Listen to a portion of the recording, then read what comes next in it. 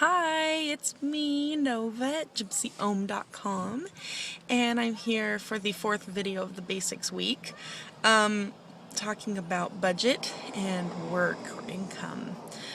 This is hopefully not going to be too long of a video. I am going to keep this brief because entire websites and books and videos and movies and whatever can be made on this stuff. It's a lot of. So hopefully I can keep this kind of basic and you can, take what I have to say and kind of figure it out for yourself, personalize it for you. So the thing is that we all put our dollars where our interests are, right? Like some people have a mortgage and 2 vehicle payments and cable and whatever. Like we all spend money in the things that are important to us. So for us, we just prioritize or maybe allocate our money a little bit differently. We have pretty simple needs. We have like a small list of things that we, pay for every month. Our storage is $42. I'm going to get pretty specific here. My cell phone bill is $67, and I really wanted to send a shout out, and I will put a link in the description to a friend of mine who has an incredible cell phone business. He offers plans. My plan is on the Verizon network. I'm not sure everything that he offers, but mine is on the Verizon network. We get incredible reception, unlimited everything for $67 a month, and it's a really good business. They support families, like hungry families. They feed hungry families, and it's just a beautiful company, and my friend and his wife are, supporting their family through this business, and so I just really wanted to throw a shout out to them, and I will put a link to them so that you can contact them for these $67 a month cell phones, and that's for an iPhone. I don't think they're all $67 a month, but we have an iPhone, so it's a little bit more. Let's see, $35 for car insurance, which is probably going to be upgraded. I was thinking about that recently, that we'll probably upgrade to full coverage. I can talk about that another time, but anyway, car insurance, $20 for Legal Shield. I'll talk more about that in the CPS police video that I'm going to be making, but that is a payment I make every month. $30 to Netflix, Hulu, and Microsoft Office. I use that for my ebooks, making my ebooks and stuff, but we pay $30 a month for that. And altogether, that's about $200 a month for those kinds of bills. And then we buy food, which I will talk more about tomorrow. I'll talk more about the resources that help us with food. And I will also talk more about actual food next week, but food is a little bit more than it is in a house. Gas is a little bit more than it is in a house.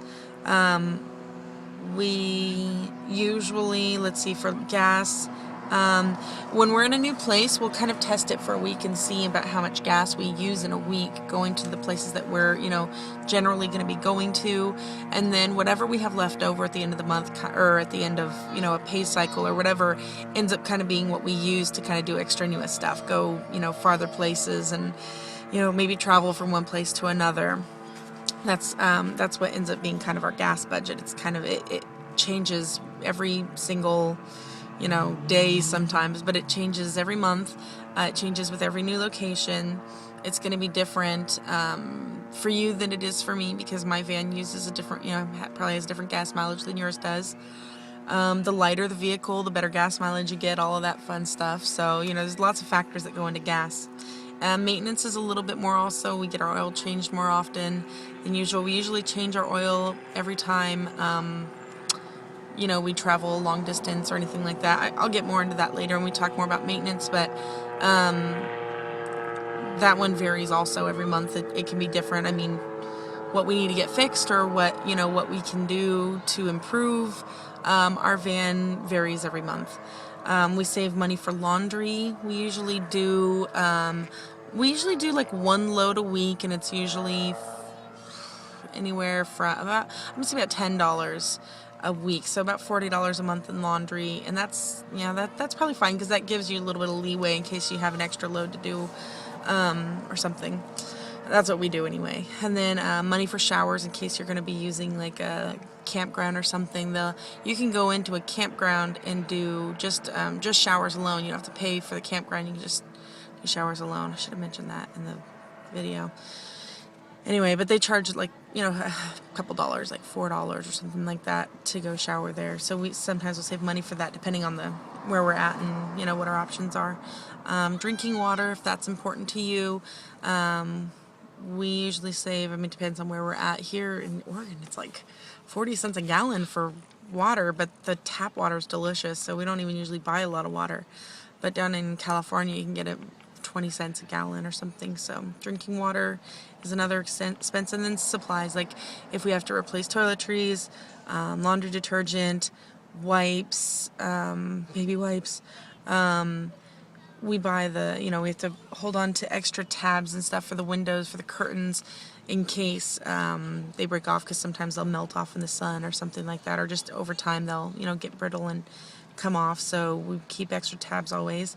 I might need a new journal. I buy the kids a new toy every month. So I think it all ends up being, I don't know. I didn't really write down the whole amount because those vary so much. But the food thing is the biggest thing. I think the food is the biggest expense, and that would vary depending on how resourceful you were concerning food. Communities often offer hot meals and food banks and other kind of options for food. So depending on what community you're in and what kinds of foods they offer and stuff, you can keep your food budget down really, really low. I'll talk more about resources and stuff tomorrow, but this is just to give you an idea of kind of what our budget is and stuff like that. Hopefully you can kind of get a clear idea of what your expenses would be on the road so that you can have an idea of how much it would cost for you to live on the road. Once you kind of have an idea of how much it's going to cost you to live on the road, we can talk a little bit more about like work and income and stuff. So the thing is that this is another topic that is like humongous, gigantic, like huge topic. There are literally a bazillion websites online about how to run your own business, how to work on the road, how to work from home. There is a million different ways, but some of the things are things like Etsy, selling things on Etsy, or Craigslist, or you can offer services on Craigslist, things like that. You can do work camping for some places, like campgrounds. They'll offer work camping, so you stay there. Usually you stay there for free, and it's like you're camping, but you do like a little bit of work sometimes. It varies, and then sometimes they might pay you on top of it. Like lots of people like to do work camping positions. Hold on one second, my love. Let me finish this real fast. It's nice when you have some kind of an automatic income, like child support or food stamps or whatnot. We do get food stamps. With food stamps, they don't really like pay big attention to you. Like you can, take off, and they'll basically keep giving you food stamps every month until you're like, back to renew.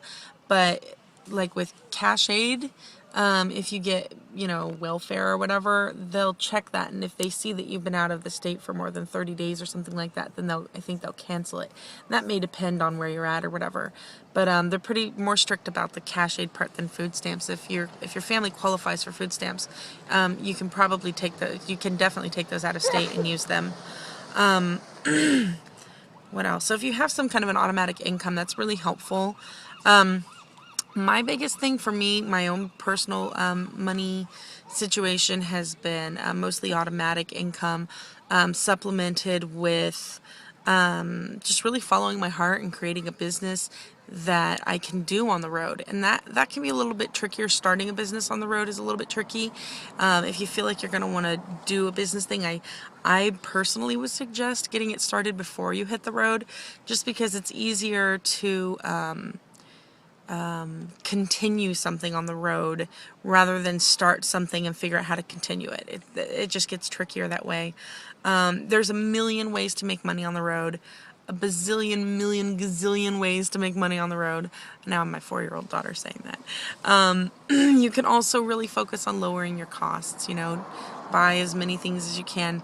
Like we try to buy some things in bulk, shampoo, conditioner, laundry detergent, stuff like that. We buy that stuff in bulk because that stuff is something we're going to buy every month, and it gets really expensive if you buy small things. So we do buy some things in bulk.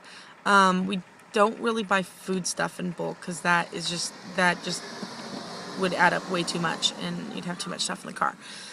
But stuff that we use a lot, shampoo, conditioner, body wash, stuff like that, we do try to buy in bulk. But just finding ways to lower your costs and kind of balance, your income with your outcome. There's a million ways, and I would love to help you figure those ways out. If you are interested, you can contact me directly. Maybe I need to write a blog post about this. So many people have so much information about this. It's been kind of overwhelming for me to even think about putting something together because there's just so much stuff online. You can find Facebook groups that are dedicated to it. You can find websites by Googling, how to make money while living on the road or whatever. There's just so many. But like I said, my biggest suggestion is to just follow your heart and do what lights you up and makes you the happiest, because that's what you're going to be more successful with. Some people like to travel to different places based on where they're going to find work, and maybe they find little odd jobs here and there and whatever, and that can be how you decide where you're going to go next and stuff like that. There's so many different options for how to make money on the road, and as a single mom it can be a little bit trickier than if you have two parents, but it's not impossible. It's definitely not impossible. So anything's possible, and it's worth it. I promise it's worth it. So feel free to contact me if you want to learn or talk more about this or get some creative ideas or whatnot, and just get creative. All right. Mwah. Bye.